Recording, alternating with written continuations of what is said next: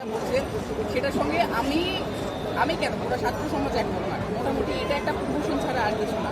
আমরা 1952-তে ভাষা আন্দোলনে আমরা সফল হয়েছি, 1971-এর যুদ্ধে সফল হয়েছি।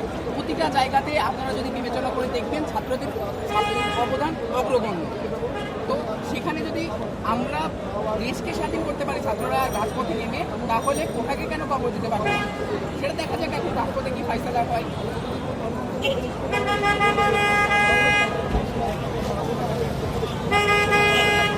এখন আমরা তো কখনোই চাইবো না যে এখন যদি সচেতন মহল আমাদের বারবার রাজপথ থেকে আসতে বাধ্য করে, সেক্ষেত্রে তো আমাদের কিছু করার থাকে। আমাদের কাজ